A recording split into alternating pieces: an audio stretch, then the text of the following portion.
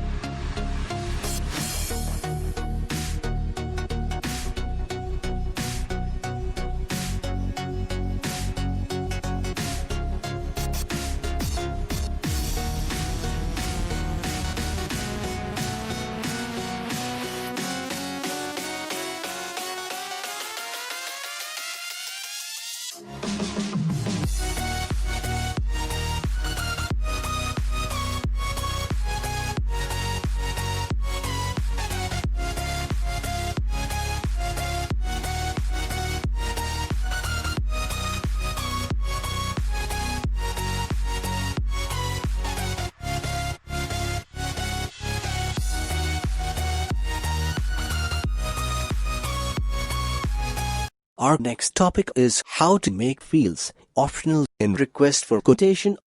Like first is validity, start date. Second is validity and date. Third is storage, location. Let's see practically on the server.